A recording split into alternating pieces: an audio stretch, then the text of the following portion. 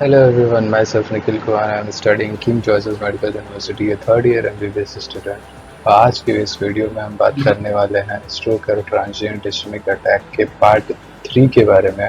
और इसमें हम पर्टिकुलरली जो क्वेश्चन लेने वाले हैं वो एक्यूट इस्केमिक स्ट्रोक से रिलेटेड है। तो इसके बारे में हम इसका इंट्रोडक्शन देखेंगे, इसकी क्लिनिकल सिनेरियो देखेंगे, इससे रिलेटेड जो सीटी स्कैन फाइंडिंग होती है, इसका मैनेजमेंट कैसे करते हैं और इससे रिलेटेड क्वेश्चन देखेंगे।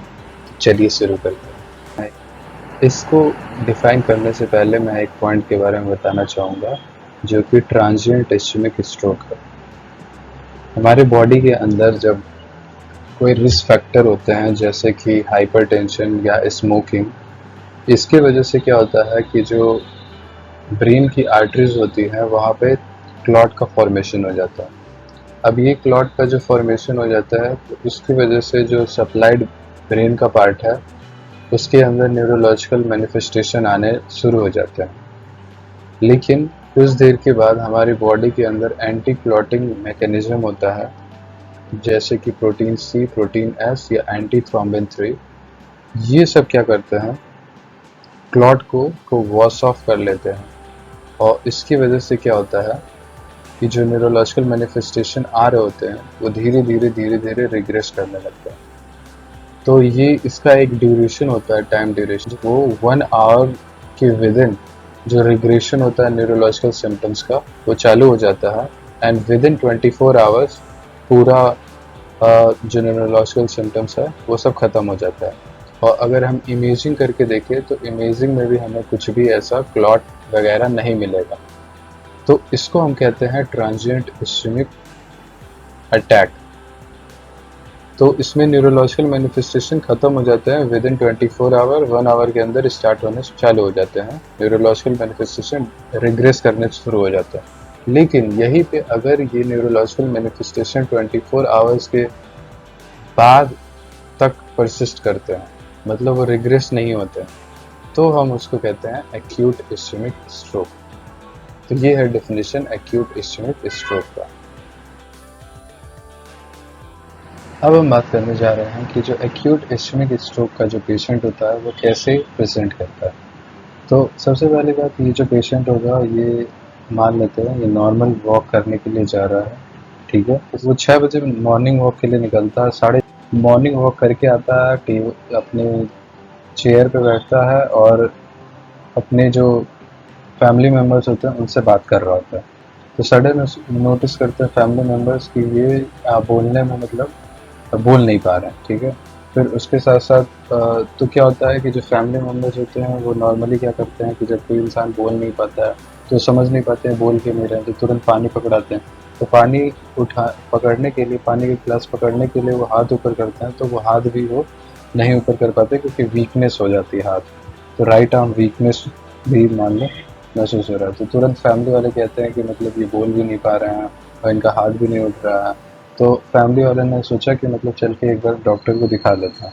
तो वो पहुँचे, मतलब 6:30 पे उनको मैनिफेस्टेशन आया, 7:30 तक वो हॉस्पिटल में पहुँच जाता है। डॉक्टर वहाँ पे रहते हैं, डॉक्टर एग्जामिनेशन करते हैं, तो सिम्टम जो होता है वो वैसे के वैसे प्रेजेंट कर रहा है, मतलब एफेजिया हो रखा है, राइट आर्म वीकनेस हो रखा है।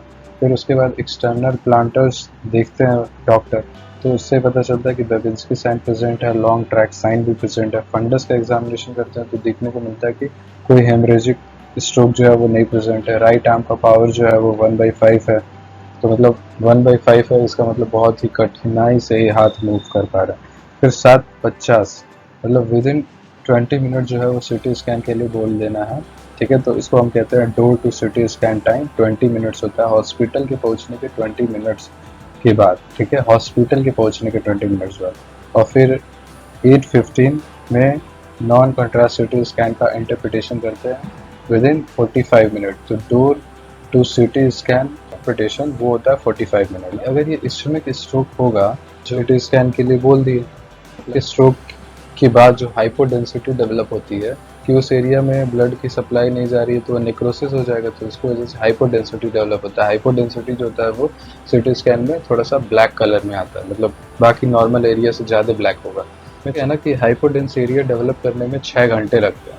तो उसका इंतज़ार करेंगे तब तक पेशेंट जो हो जाएगा वो ज़्यादा डिटोरिएट कर जाएगा, उसके न्यूरोलॉजिकल फीचर्स जो होंगे और ज़्यादा डिटोरिएट कर जाएंगे और हमें ट्रीटमेंट भी स्टार्ट करना है, क्योंकि ट्रीटमेंट की गाइडलाइंस ये कहती है कि 4.5 आवर के अंदर जो है वो जो मेन ट्रीटमेंट होता है वो थ्रोम्बोलिसिस होता है, जो कि रेटिप्लेज वगैरह यूज़ करते हैं, तो वो विद इन 4.5 आवर्स के अंदर ही करते हैं। उसके बाद अगर करेंगे तो इफेक्टिव नहीं रह जाएगा, ब्लीडिंग के चांसेस, हेमरेज के चांसेस और ज़्यादा बढ़ जाते हैं।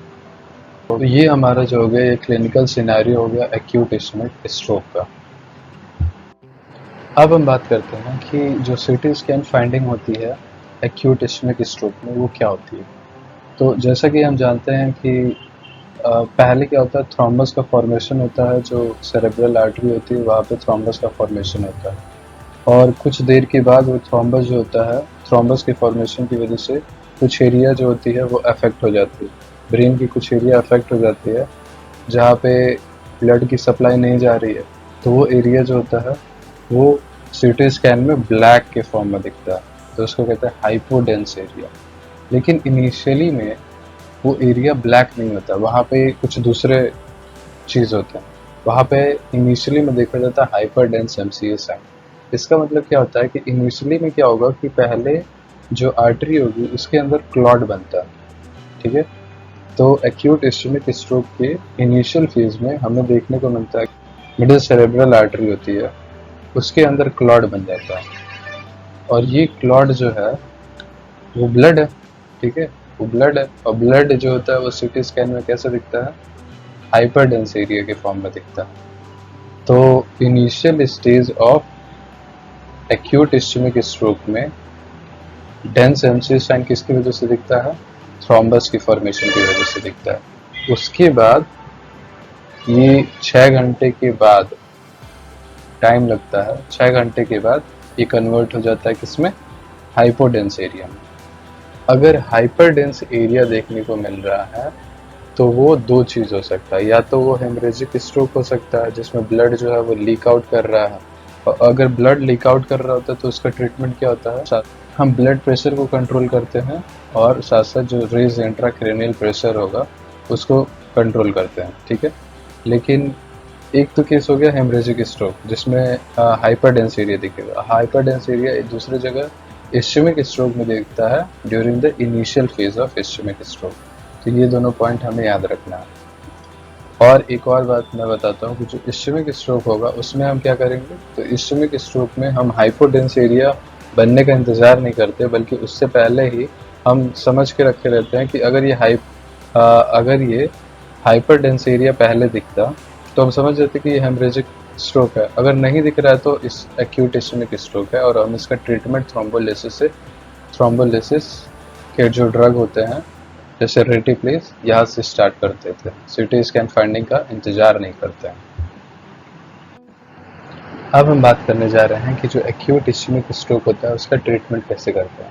सबसे पहली बात हमें ये समझ में आना चाहिए कि जो पेशेंट आया है वो एक्यूट इस्केमिक स्ट्रोक से आया है कि वो हेमरेजिक स्ट्रोक से आया है। क्लिनिकल फीचर से हम डिफ्रेंशिएट नहीं कर सकते, लेकिन एक पॉइंट है जिससे हम थोड़ा सा तुक्का लगा सकते हैं कि अगर हाइपरटेंसिव पेशेंट है, हाइपरटेंसिव क्राइसिस है, उसके साथ साथ जो डेफिसिट है वो कंटिन्यूसली इंक्रीज कर रही है और साथ साथ इंट्राक्रेनियल प्रेशर अगर बढ़ रहा है तो ये सजेस्टिव होता है हेमरेजिक स्ट्रोक का। अब ये सजेस्टिव है लेकिन कंफर्म नहीं कर सकते, कैन बी हेमरेजिक स्ट्रोक, ठीक है। अब हम पहले डिफ्रेंशिएट कर लेंगे कि एक्यूट इस्केमिक स्ट्रोक है कि हेमरेजिक स्ट्रोक है। अब हम बात करते हैं धीरे धीरे कि इन सब के ट्रीटमेंट क्या होंगे।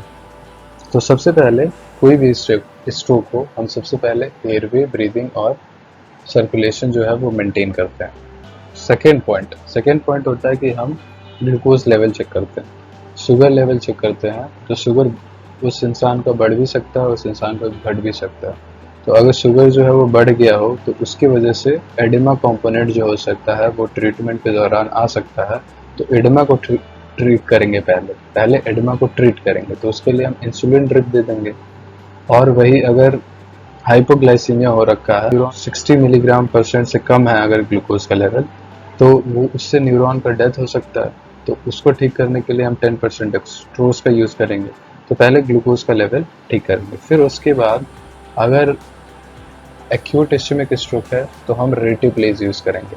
अब रेटिप्लेज यूज़ करने का भी एक टाइम ड्यूरेशन है कि इसी टाइम ड्यूरेशन के विद इन करना है। 4.5 आवर्स, मतलब पेशेंट कुछ जो स्ट्रोक का है वो ऑनसेट हुआ, उसके बाद से 4.5 आवर्स के विद इन हम रेटिप्लेज जो है वो यूज़ कर सकते हैं। ओके, नहीं जी कि मतलब पेशेंट आने में थोड़ा लेट कर दिया तो हम क्या यूज़ करते हैं, तो 4.5 आवर से 6 आवर के बीच में हम मैकेनिकल थ्रोम्बो एम्बोडेक्टमी यूज़ करते हैं। मैकेनिकल थ्रोम्बो एम्बोडेक्टमी यूज़ करते हैं और एक प्रोसीजर होता है जिसका नाम है मर्खी, जिसमें mechanical embolus retraction and cerebral ischemia.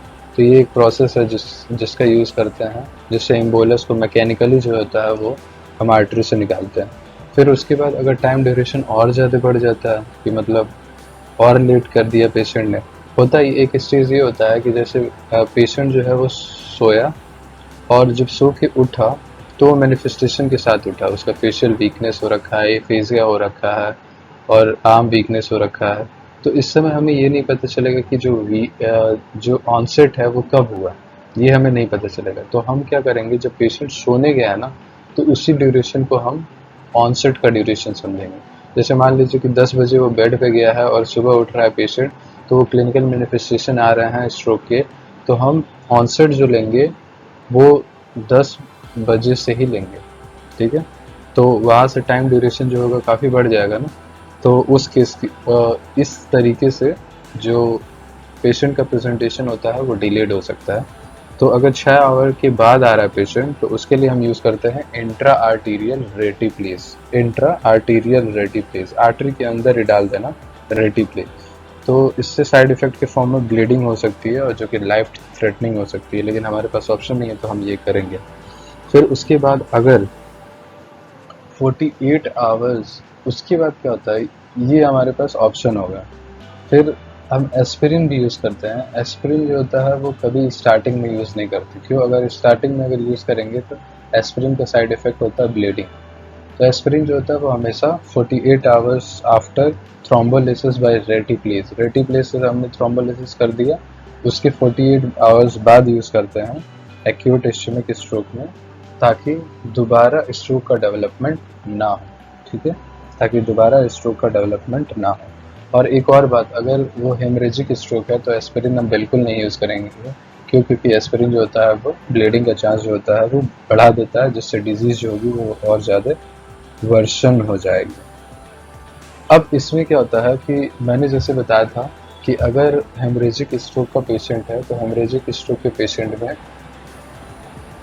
Raise intracranial pressure होता है और उसके साथ साथ ब्लड प्रेशर बढ़ जाता है, जिसकी वजह से जो ब्लड वेसल वॉल रप्चर करेगा, जिसकी वजह से ब्लड जो होता है लीक आउट करेगा, तो हैमरेज हो जाएगा। और हैमरेज जब होगा तो ये सराउंडिंग स्ट्रक्चर को कॉम्प्रेस करेगा, तो इंट्राक्रेनियल प्रेशर जो होता है बढ़ जाता है।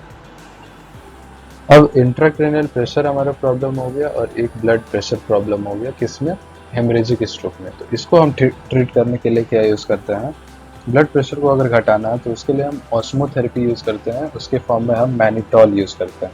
ठीक है, मैनिटॉल, इस मैनिटॉल का एक और मतलब इसमें एक पॉइंट है कि अगर एक्टिव ब्लीडिंग चल रही है तो उस समय मैनिटॉल नहीं यूज़ करेंगे। ठीक है, फिर उसके बाद इंट्राक्रेनियल प्रेशर को अगर कम करना है तो उसमें हम यूज़ कर सकते हैं वेंट्रिकुलोस्टमी, हेमिक्रोनेक्टमी, ये दोनों ऑप्शन हमारे पास है। उसके बाद जो ब्लड प्रेशर वाला कंपोनेंट है हेमरेजिक स्ट्रोक का, उसको ठीक करने के लिए हम निकार्डिपिन यूज़ करेंगे, लेबिटालॉल यूज़ कर सकते हैं, और सोडियम नाइट्रोप्रोसाइड जो होता है वो जनरली यूज़ नहीं करते हैं, यूज़ करते हैं निकार्डिपिन या लेबिटालॉल। अब एक और कंपोनेंट होता है, सोडियम नाइट्रोक्लोराइड क्यों नहीं यूज़ करते हैं, तो सोडियम नाइट्रोक्लोराइड जो होता है ना वो मीन आर्टीरियल प्रेशर को बहुत कम कर देता है, सडन बहुत डिक्रीज कर देता है, जिसकी वजह से हाइपोटेंशन भी हो सकता है। तो जो मीन आर्टीरियल ब्लड प्रेशर कम हो जाता है तो उसकी वजह से सेरेब्रल परफ्यूजन प्रेशर जो होता है वो भी कम हो जाता है। Cerebral perfusion pressure is equal to mean arterial pressure minus intracranial pressure. तो इंट्राक्रेनियल प्रेशर हमें कम करना है और सेरेब्रल परफ्यूजन प्रेशर को तो बनाए रखना है ना, तो अगर हम मीन आर्टेरियल प्रेशर को ज़्यादा कम कर देंगे तो हमारा सेरेब्रल आर्टेरियल प्रेशर भी कम हो जाएगा, तो इसको हम मेंटेन करके रखते हैं। तो ये हमारे टोटल मैनेजमेंट के जितने एस्पेक्ट हैं वो मैंने सारे बता दिए। साथ साथ मैंने हेमरेजिक स्ट्रोक और इस्चेमिक स्ट्रोक दोनों के बताए हैं, तो एक बार आप वीडियो बैक करके फिर से देख लेना। ओके, अब हम बात करने वाले हैं रिस्क फैक्टर ऑफ स्ट्रोक्स के बारे में। तो इसमें हम बात करेंगे सेपरेटली, बस इन्यूमरेट करेंगे। क्यों इन्यूमरेट करेंगे? क्योंकि जो अगर क्लिनिकल केसेस आप पढ़ेंगे, अभी मैं जब क्वेश्चन लोग देखो तो उसमें हम लोग देखेंगे कि जो पेशेंट होगा उसकी कुछ स्पेसिफिक, उसके लिए कुछ स्पेसिफिक डिजीज होगी, उसकी वजह से स्ट्रोक के मैनिफेस्टेशन आएंगे उसको। तो इसलिए हमें जानना जरूरी है रिस्क फैक्टर क्या होता है। तो मैं बस इन्यूमरेट करूंगा, बस वो आप याद रखेंगे तो उससे भी आपका काम हो जाएगा। तो सबसे पहले अगर हेमरेजिक स्ट्रोक के बारे में हम बात करें कि इसके रिस्क फैक्टर क्या क्या होते हैं, पहला हाइपरटेंशन होता है, ट्रॉमा हो सकता है, वारफेरिन टॉक्सिसिटी हो सकती है, डेबिगेट्रॉन टॉक्सिसिटी हो सकती है। उसके साथ साथ जरूरी नहीं है कि पेशेंट डायबिटिक होना चाहिए, जरूरी नहीं है कि पेशेंट हाइपरटेंशन वाला होना चाहिए, नहीं, एकदम फिट पेशेंट, 80 साल का fit patient without diabetes without hypertension भी उसको हेमरेजिक स्ट्रोक हो सकता है। कैसे? सेरेब्रल अलाइड एंजियोपैथी, इसकी वजह से ब्लड वेसल जो होती है वो फ्रेजाइल होती है, जिसकी वजह से ब्रेन हेमरेज हो जाता है। ठीक है, तो non diabetic non hypertensive patient जिसको सेरेब्रल एमलाइड एंजियोपैथी होती है, उसकी वजह से भी हेमरेजिक स्ट्रोक हो जाता है। अब हम बात करते हैं इस्चेमिक स्ट्रोक के बारे में। तो इस्चेमिक स्ट्रोक का मोस्टली जो होता है वो अननोन होता है, पेशेंट के ये डिस्क्रिप्शन अननोन तो देगा नहीं। दूसरा जो मोस्ट कॉमन होता है non rheumatic atrial fibrillation, non rheumatic atrial fibrillation ये मोस्ट कॉमन होता है। तीसरा पैराडॉक्सिकल एम्बोलिज्म, चौथा कैरोटिड आर्टरी एथेरोस्क्लेरोसिस, ठीक है, carotid artery atherosclerosis, cerebral artery thrombosis and CADASIL. Okay, and CADASIL, तो ये कुछ कैडासेल ये एक कुछ रिस्क फैक्टर हो गए जिसके बारे में हमें पता होना चाहिए, क्वेश्चन में बहुत हेल्प करेंगे। ओके, अब हम एक क्वेश्चन के बारे में बात करते हैं। इस क्वेश्चन की जो थ्योरी पार्ट है, मतलब जो क्वेश्चन है वो ये कह रहा है कि एक 65 ईयर ओल्ड पेशेंट है जो कि CAD का है, कोरोनरी आर्टरी डिजीज का, उसको sudden onset right side face और आर्म वीकनेस होता है, राइट साइड का फेस और आर्म वीकनेस होता है, उसके साथ साथ वो डिस्फेजिया हो जाता है। ठीक है, ऑन एडमिशन उसका जो ब्लड प्रेशर होता है 160/100 mmHg होता है। उसके बाद हम क्या करते हैं, नॉन कंट्रास्ट CT स्कैन करता है, तो वो हमें दिया हुआ है। तो हमें उसके बाद पूछा जा रहा है कि बेस्ट स्टेप क्या होंगे, और ऑप्शन सुन लो। ऑप्शन जो है वो इंट्रावेनस निकार्डिपिन ब्लड प्रेशर कम करने के लिए यूज होता है, इंट्रावेनस लेबिटालॉल ये भी ब्लड प्रेशर कम करने के लिए होता है, इंट्रावेनस रेटिफ्लेज एंड इंट्रावेनस मैनिटॉल ये हमें दिया हुआ। अब देखो, इस अगर हम देखें तो हम इस क्वेश्चन से पहचान सकते हैं कि ये जो पेशेंट है 65 ईयर ओल्ड है और CAD का है। तो मैंने रिस्क फैक्टर में आपको बताया था कि जो CAD का जो रिस्क फैक्टर होता है वो स्ट्रोक का होता है। ठीक है, मतलब इस्चेमिक स्ट्रोक का होता है, एक्यूट इस्चेमिक स्ट्रोक का होता है। ये स्ट्रोक का पेशेंट कैसे, ये कैसे जानेंगे? तो इसमें sudden onset right side face और आर्म वीकनेस है, sudden onset right side face and arm weakness. तो ये किसका कैरेक्टरिस्टिक है, मतलब ये किसका कैरेक्टरिस्टिक है? ये स्ट्रोक का है, और इसके साथ साथ डिस्फेजिया हो रखा है, तो ये स्ट्रोक की कैरेक्टरिस्टिक है। अब ये एक्यूट इस्चेमिक स्ट्रोक है कैसे है, तो ये हमें CT स्कैन के फाइंडिंग से पता चलेगा। तो ये जो फाइंडिंग है वो हाइपरडेंस MCA साइन है। हाइपरडेंस MCA साइन जो है वो मैंने बताया था आपको, ये एक्यूट इस्चेमिक स्ट्रोक में देखने को मिलता है। शुरुआत में जो मिडिल सेरेब्रल आर्टरी होती है उसके अंदर क्लॉट का फॉर्मेशन हो जाता है इनिशियल स्टेज में, जो कि नॉन कंट्रास्ट CT स्कैन में एक हाइपर डेंसिटी के फॉर्म में आता है। उसके बाद क्या होता है कि वो 6 घंटे के बाद वो एरिया जो होता है वो हाइपोडेंस हो जाता है, मतलब ज़्यादा ब्लैक दिखेगा। अभी यहाँ पे वाइट दिख रहा है, जो कि हम रेड कलर से मार्क है वो वाइट दिख रहा है। तो ये इनिशियल स्टेज में है एक्यूट इस्चेमिक स्ट्रोक। अगर ये लेटर स्टेज में जाएगा तो जो नॉर्मल जो ब्लैक एरिया दिख रहा है उससे ज़्यादा ब्लैक हो जाएगा, तो हाइपोडेंस एरिया हो जाएगा। तो यहाँ से हम समझ गए कि एक्यूट इस्चेमिक स्ट्रोक। अब इसमें मैनेजमेंट में पूछा है कि कौन से चार हमें ड्रग्स दे रखे हैं, और हमें पूछा है कि हमें कौन सा बेस्ट ऑप्शन है जो हमें करना चाहिए। IV निकार्डिपिन। अब देखो, मैंने बताया था कि जो ट्रीटमेंट है वो दो ही होगा, या तो मतलब हमें ये पहचानना पड़ेगा कि ये एक्यूट इस्केमिक स्ट्रोक है कि ये हेमरेजिक स्ट्रोक है। हेमरेजिक स्ट्रोक होगा तो उसमें ब्लड प्रेशर बढ़ा हुआ होगा, तो हमें उसको कम करना पड़ेगा। रेज आईसीटी होगा, उसको भी कम करना पड़ेगा। और अगर एक्यूट इस्केमिक स्ट्रोक होगा तो हमें ड्यूरेशन के हिसाब से हमें मैनेजमेंट करना पड़ेगा। अगर वो पेशेंट जो है वो 4 घंटे से 4.5 घंटे से पहले आया तो रेटी प्लेस देंगे, उसके हिसाब से मैनेजमेंट था। तो इसमें जो है वो हमने डायग्नोसिस निकाली, तो एक्यूट इस्केमिक स्ट्रोक हमने डायग्नोसिस निकाल ली किसकी वजह से, हाइपरडेंस एमसीएस की वजह से। तो इसमें एक ही ऑप्शन है जो कि उसकी तरफ इशारा कर रहा है कि एक्यूट इस्केमिक स्ट्रोक में जो यूज़ करते हैं वो इंट्रावेनस रेटिप्लेस है। बाकी इंट्रावेनस निकार्डिपिन ब्लड प्रेशर को कम करते हैं, जो कि हेमरेजिक स्ट्रोक में यूज़ होगा। आईवी लेविटोलॉल ब्लड प्रेशर को कम करते हैं, ये भी हेमरेजिक स्ट्रोक में यूज़ होगा। इंट्रावेनस मैनिटॉल ये भी रेज आईसीटी जो होता है उसको कम करने के लिए यूज़ करते हैं। ऑस्मोथेरेपी है तो ये हेमरेजिक स्ट्रोक में यूज़ करते हैं। तो बेस्ट ऑप्शन हमारा हो जाएगा वो इंट्रावेनस रेटिप्लेस हो जाएगा। तो इस क्वेश्चन में हमें ये पहचानना था कि ये हेमरेजिक स्ट्रोक है कि एक्यूट इस्केमिक स्ट्रोक है। तो ये बेस्ट क्वेश्चन था। ठीक है, thank you for watching this video. अगर आपको ये वीडियो पसंद आया है तो आप लाइक करिए, नीचे कमेंट करिए। अगर आपको कोई भी क्वेश्चन पूछना है तो चैनल को सब्सक्राइब कर दीजिए। और मैं ये पार्ट बना रहा हूँ तो आपको कैसा लग रहा है कि आप पूरी वीडियोस देख भी रहे हैं या नहीं। अगर इसमें कोई इम्प्रूवमेंट होगा तो आप ज़रूर नीचे कमेंट बॉक्स में बताइएगा। Thank you so much.